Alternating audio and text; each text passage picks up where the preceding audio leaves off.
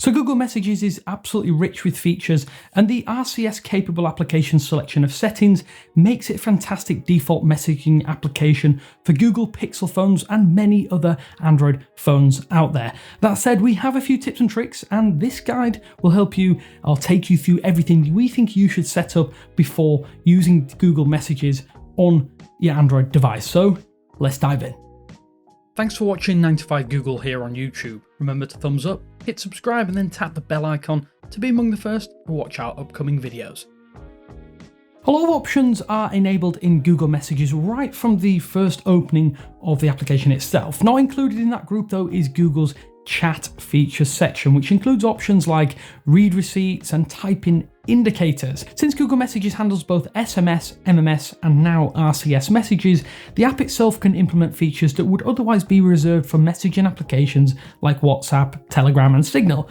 These features work well for Android users, and at least until Apple implements the RCS standard, that will remain the case, and it will be limited to Android phones. If you haven't already had the auto setup process on your device go through that procedure with you, well, all you want to do is open Google Messages, tap your profile photo, and then tap Messages Settings. From here, you should see an option to select chat features.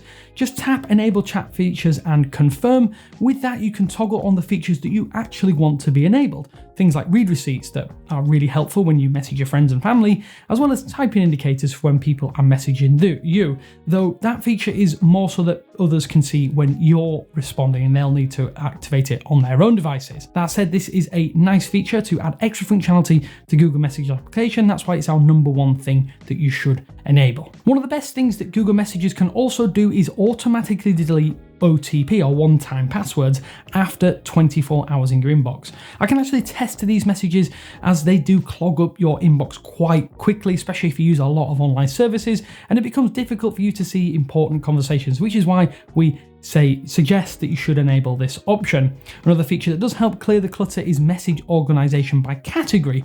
This tool will automatically split personal and business messages into separate sections. There's a new default all view, which shows all of your chats though, if you prefer that particular view. Categories have been great since they were first introduced, and Google Messages reliably sorts your chats into the correct section just about every time. If you want to enable either of these, you'll just want to open Google Messages as you'd expect, tap your profile photo, and then tap Messages Settings. Hit Message Organization, now toggle on View Messages by Category and Auto Delete OTPs. Another neat feature that is built into Android and has more or less been stolen from Facebook messages of old is the bubbles option, which will bubble your messages into little movable chat heads around your device home screen and makes it accessible without having to have the application open. And these are set up by default when you first set up your Android device and Google Messages itself. With that, active chats just show up as these persistent bubbles which are overlaid across the system. Some do choose to turn them off since they do take up space and in other applications and can kind of get in the way, although you can dismiss them. If you want to keep them on, that's perfectly fine since they do have their value for some people out there. Either way though, here's how you can manage the bubble setting within Google Messages. So you'll need to open Google Messages, again tap your profile photo in the upper right and tap Messages Settings. Now tap Bubbles. From here, you can choose whether to allow bubbles in certain conditions or just turn them off completely as you see fit. Voice messages do come in handy all too often for some people, but they can prove frustrating if receiving, or at least the receiving party, can't listen to them at the particular time you've sent them. Fortunately though, Google Messages can automatically transcribe those voice messages on selected devices, including the Pixel series. And this makes it easier for both sender and receiver so that one doesn't have to worry about typing and the other doesn't need to put in earbuds in a crowded space to listen to what you've sent them. To enable this feature, which I think most people probably should, then you want to open the Google Messages application, tap your profile photo again in the upper right and tap Messages Settings, select Voice Message Transcription from that menu, and then toggle the feature on or off as you see fit. Suggestions in Google Messages are just a subset of multiple optional features that seem to fall in this same one category. Those features will work when Messages decides that more info is needed within a conversation. For instance, if you mention your location, Google Messages might suggest to send your current location to your friends and family. And these are AI-based tools that are really quite helpful because we often forget that certain features do exist hidden under many an option. Suggestions come in several forms: smart replies, suggested actions, suggested stickers, and even nudges. Smart replies will give you an easy and short reply to send if you'd rather not type or you just want a quick answer. Suggested actions can be in the form of location sharing, event creation, or even suggested GIF searches. If you want to enable these, which I think another option that a lot of people will really value when they have this enabled, is to open Google Messages, tap your profile photo and tap Messages settings on that upper right section. Now tap Suggestions. And from here you can just toggle on the type of suggestion that you do want to be enabled, as we've noted previously. Swipe actions are also very useful in most messaging applications out there. Gmail was one of the first to incorporate this gesture, and since then more applications have followed.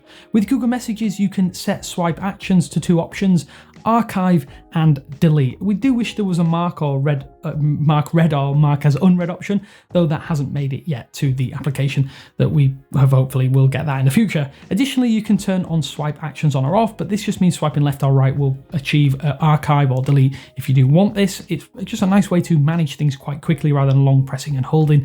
If you want to enable this option, just open Google Messages, tap your profile photo and tap Messages settings.